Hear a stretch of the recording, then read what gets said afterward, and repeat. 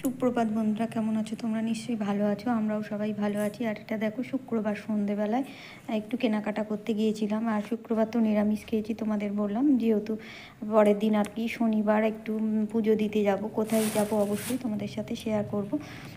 তো সেই জন্য রাত্রে একটু মানে কেনাকাটা করলাম। আর সিদ্ধি গাঁজা কলকি আছে যেখানে, মানে বুঝতে পারছো এটা হচ্ছে মানে শিব ঠাকুরেরই কোনো একটা মন্দিরে যাব। তো ভোলে বাবার মন্দিরেই গিয়েছিলাম। সেটা হচ্ছে বাবা বড় কাচারির মন্দির আমাদের এখানে। এখানে না, এটা হচ্ছে বড় কাচারি, হচ্ছে সেই মানে আমতলার দিকটা একটু যেতে হয়, অনেকটাই দূরে।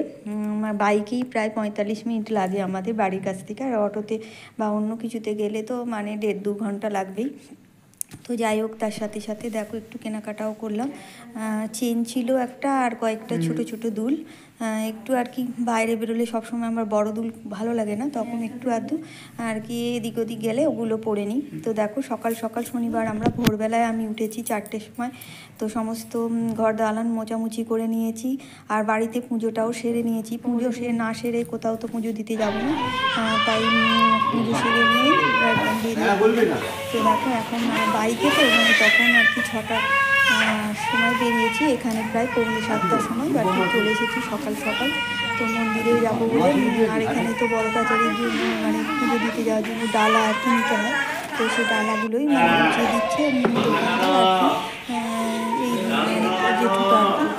তো সেখান থেকে সব কিছু গুছিয়ে নিয়ে নিচ্ছি। আর বাড়ি থেকে তো ফুলের মালা টালা সমস্ত কিনে নিয়ে এসেছি, যেগুলো কেনার সেগুলো নিয়ে এসেছি।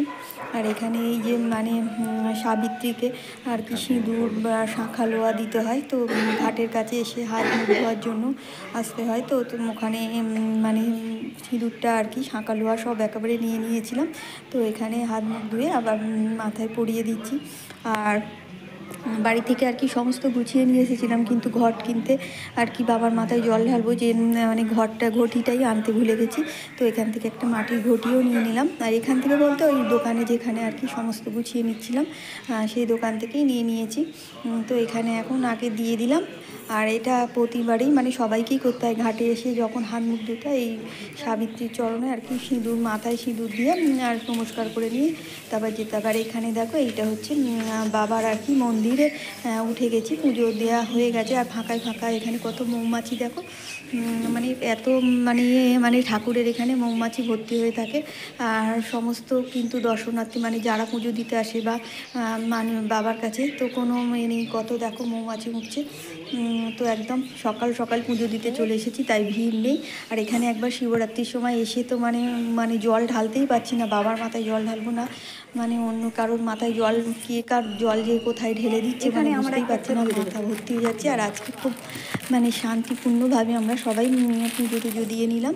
আর এখন দেখো ধূপ মোমবাতিটা দিয়ে দিচ্ছি। আর এখানে বাবার কাছে পত্র লিখিয়ে দেওয়া যায়, তো ওরা সবাই মানে বাবু আর তোমার দাদাভাই পত্র লিখে নিয়ে এসেছিলো বাড়ি থেকে, আর সেগুলো দিয়ে দিয়েছে। এখন ধূপ মোমবাতি দিচ্ছে, আমার ধূপ মোমবাতি দেওয়া হয়ে গেছে, তো বাবু আর তোমার দাদাভাইও দিচ্ছে।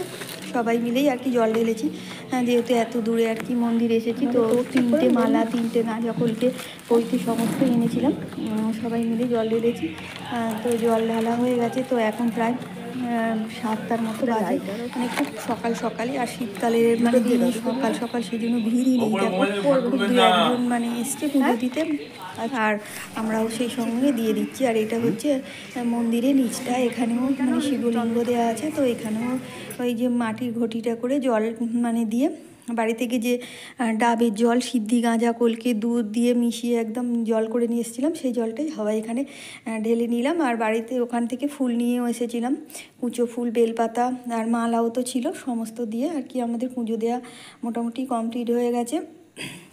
আর ওপরে বেশি ভিডিও করতে আর কি দিচ্ছিল না বলে, বেশিক্ষণ আর কি যেহেতু বামুন ঠাকুর যখন এসে গেছে তখন আর কি ঠাকুরমশাই এসে আর কি ভিডিও করতে বারণ করছিল। আর উপরের এই দেখো, এই গাছটার মধ্যেই এটা পুরনো গাছ, তো মন্দিরটা পরে আর কি হয়েছে এটাই আর কি বাবা বড় কাচারির।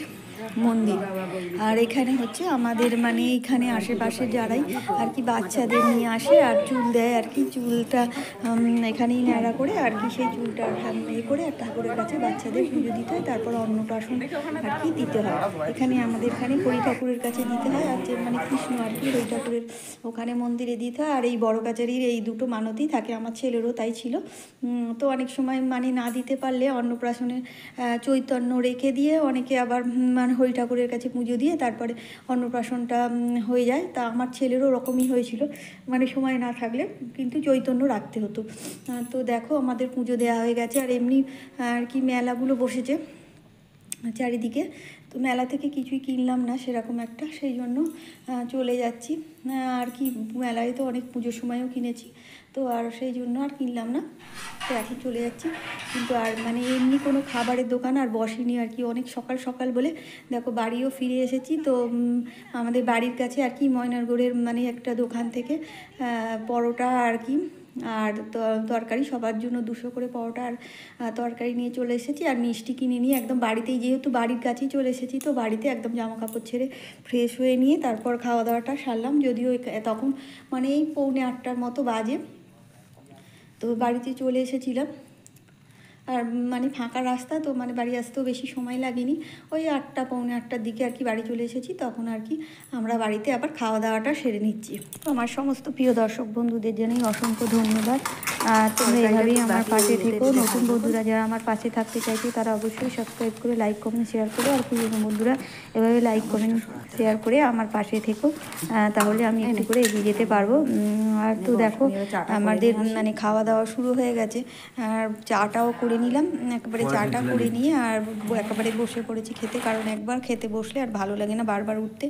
তো খাওয়া দাওয়া শেষ করে আবার দেখো মানে তখন প্রায় 2-2:30 বাজে, তখন আমি করে নিয়েছি ঘুগনিটা, অবশ্য 12টা 12:30টার সময় দিকে করে রেখে দিলাম। আর এইদিকে ঘুগনিটা করে নিচ্ছি, একেবারে প্রেশারেই দিয়ে দেবো। আলুটা সিদ্ধ করেছিলাম আর কড়াইটা কিন্তু কাঁচা অবস্থায়, এর মধ্যেই একেবারে মানে দিয়ে দেবো প্রেশারে, ভালো করে কষিয়ে নিয়ে আর একটু হিং দিয়ে দিলাম। শীতকালে হিঙের মানে ঘুগনি খেতে খুবই ভালো লাগে, গরম মশলা পরে দেবো তো লাস্টে হয়ে গেলে। তো এভাবেই ঘুগনিটা করে রাখছি। তারপর 2:30-3টের সময় যখন আর কি খেতে চাইবে, তো পরোটার আটাটা মেখে রেখেছি, আর যখন লাগবে আর কি। আর লুচি খাবো না, কারণ লুচিতে বেশি গ্যাস হয়ে যায়, তো পরোটাই করে নেবো আর কি। আর গরম গরম করবো যখন খাবে। তো তরকারিটা এবার দেখো কষানো হয়ে গেছে, জল ঢেলে দেবো। আর মানে 2টো সিটি মারলেই আর কি হয়ে যাবে। কড়াইটা খুব ভালোই। তো আগামী দিন আরও একটা নতুন ভিডিও নিয়ে আবার তোমাদের কাছে চলে আসবো। তোমরা অবশ্যই ভালো থেকো, সুস্থ থেকো, আনন্দে থেকো। আর নতুন নতুন তোমরাও ভিডিও দিও, আমিও দেখবো, আর তোমরাও আমার পাশে থেকো এভাবে। আর দেখো আলুটা আমি এখন ঢেলে নিলাম, তোমার দাদাভাই আলু এনেছিল।